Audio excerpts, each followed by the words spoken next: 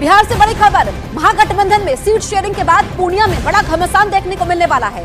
समर्थकों के हंगामे के बाद पप्पू यादव ने पूर्णिया से चुनाव लड़ने का ऐलान कर दिया है। पप्पू यादव 4 अप्रैल को नामांकन करने वाले हैं। बड़ी बात यह है कि आरजेडी इस सीट से पहले ही बीमा भारती को उम्मीदवार बना चुकी है, जिसके बाद पप्पू यादव के समर्थकों में गुस्सा है।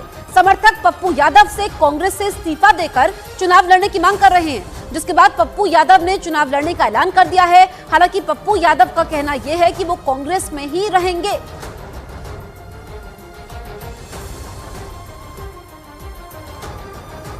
चार तारीख को आप पूर्णिया की जनता की भावनाओं के अनुकूल कांग्रेस की झंडा पूर्णिया की धरती पर फहराए जाएंगे।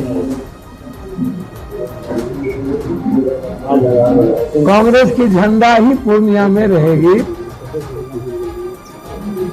और कांग्रेस की झंडा ही स्थापित होगी।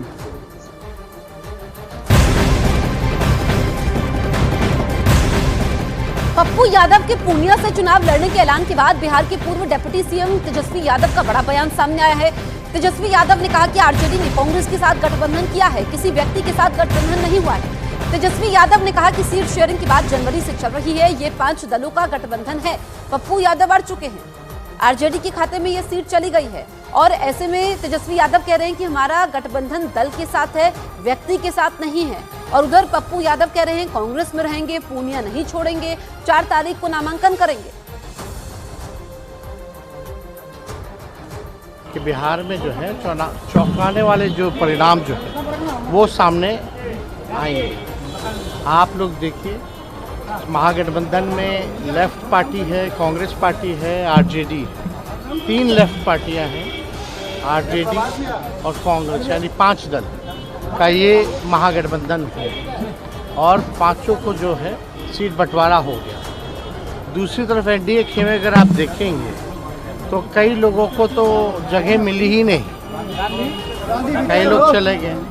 तो उस हिसाब से अगर आप देखें तो हम लोगों का मजबूत गठबंधन है, जनता का गठबंधन है और हम लोग मजबूती के साथ चुनाव लड़ेंगे। बिहार में महागठबंधन में मचे घमासान पर बिहार के डिप्टी सीएम विजय सिन्हा ने कहा कि सीट शेयरिंग में कांग्रेस जैसी नेशनल पार्टी की बेबसी दिखाई दे रही है। वहीं केंद्रीय मंत्री नित्यानंद राय ने पप्पू यादव को बिन पैंदी का लोटा करार दिया। देखिए, कांग्रेस थका हारा, लाचार, बेबसी उनकी दिखाई पड़ रही है। एक क्षेत्रीय पार्टी जो परिवारवादी पार्टी है, एक राष्ट्रीय पार्टी को अपने शर्तों पर समझौता करने के लिए विवश कर दी और वह पार्टी बेबसी के साथ समझौता कर ले। जब पहले राउंड का नामांकन समाप्त हो गया, उसके बाद सीट शेयरिंग और अब घोषणा कर रहे हैं, ये उनकी व्यवस्था साफ दिखाई पड़ती है। उनका विषय है, पप्पू जी का विषय है। पप्पू जी ऐसे भी बिना पेंदी की लोटा है और उनका क्या मामला तेजस्वी से हो जाने उससे हम लोगों को कोई मतलब नहीं है। दोनों एक ही तरह के हैं, जैसा पप्पू जी है वैसा तेजस्वी जी है, जैसा तेजस्वी है वैसा पप्पू जी है।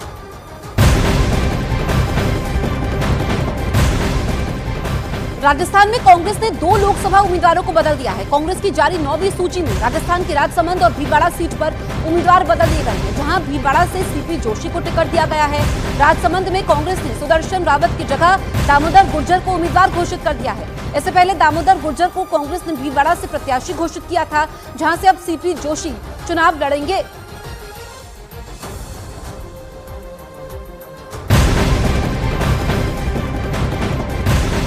राजस्थान में कांग्रेस के अंदर खींचतान कम होने का नाम ही नहीं ले रही है। कोटा में सैकड़ों लोगों की मौजूदगी में कांग्रेस प्रत्याशी प्रहलाद गुंजल और विधायक शांति धारीवाल सामने आए। मौका था प्रहलाद गुंजल के समर्थन में जनसभा का, लेकिन कांग्रेस विधायक शांति धारीवाल पुराने हिसाब चुकता करने लगे। मंच से ही उन्होंने प्रहलाद गुंजल पर हमला बोला। उन्होंने यहां तक कह दिया कि प्रहलाद गुंजल को कांग्रेस में शामिल होने के बाद सबसे पहले आपको सांप्रदायिक से सेक्युलर बनना पड़ेगा, जिसके बाद समर्थकों के बीच ही दोनों नेताओं के बीच तू मैं शुरू हुई। आपको बताएं कि कुछ दिन पहले ही प्रहलाद गुंजल बीजेपी से कांग्रेस में शामिल हुए थे और कांग्रेस विधायक शांति धारीवाल ने उन्हें विधानसभा चुनाव में हराया था, जिसकी वजह से दोनों के बीच सियासी अदावत बहुत पुरानी है, जिसकी वजह से प्रहलाद गुंजल की कांग्रेस में शामिल होने के बाद भी घमासान मचा हुआ है।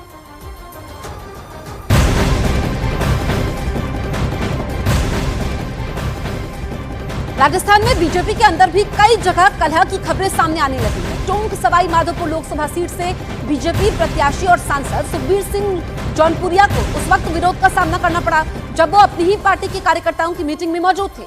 हालात ये हो गए कि बैठक में मौजूद राज्य के मंत्री कन्हैया लाल चौधरी के सामने ही खफा बीजेपी कार्यकर्ताओं ने सांसद और प्रत्याशी सुखबीर सिंह जौनपुरिया गो बैक के नारे लगाए।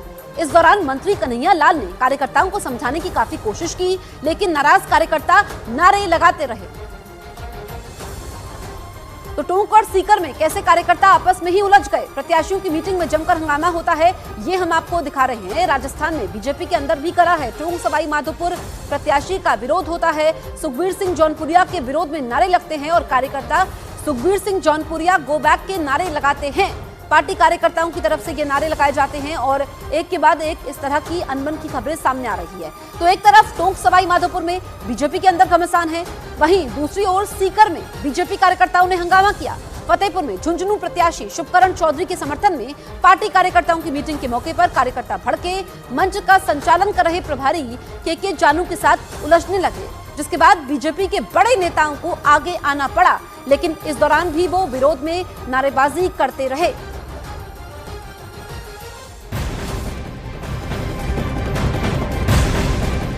आज 4 विभूतियों को देश के सर्वोच्च सम्मान भारत रत्न से सम्मानित किया जाएगा। राष्ट्रपति भवन में सुबह 11 बजे कार्यक्रम की शुरुआत होगी। जिन 4 लोगों को भारत रत्न दिया जाएगा उनके नामों का ऐलान भारत सरकार पहले ही कर चुकी है। पूर्व पीएम चौधरी चरण सिंह और नरसिम्हा राव, इसके अलावा बिहार के पूर्व मुख्यमंत्री कर्पूरी ठाकुर, कृषि वैज्ञानिक डॉक्टर MS स्वामीनाथन को देश के सर्वोच्च सम्मान से सम्मानित किया जाएगा। इसके अलावा पूर्व उप पीएम LK आडवाणी को भी भारत रत्न दिया जाएगा। राष्ट्रपति द्रौपदी मुर्मू उनके घर जाकर उनको भारत रत्न देंगी। तो नामों का ऐलान पहले हुआ था। आज सुबह 11 बजे राष्ट्रपति भवन में समारोह होगा। 5 लोगों को सरकार ने भारत रत्न देने का ऐलान किया है और आपको बताएं कि LK आडवाणी जिनकी तबीयत ठीक नहीं है, ऐसे में उनको द्रौपदी मुर्मू, राष्ट्रपति द्रौपदी मुर्मू उनके घर जाकर के सम्मान से नवाजेंगी। ये भारत रत्न देश का सर्वोच्च नागरिक सम्मान है और 5 लोगों को इस बार ये दिया जा रहा है, जिसमें मरणोपरांत आपको बताएं कि चौधरी चरण सिंह को भी ये सम्मान दिया जाना है। सुबह 11 बजे से कार्यक्रम होने वाला है।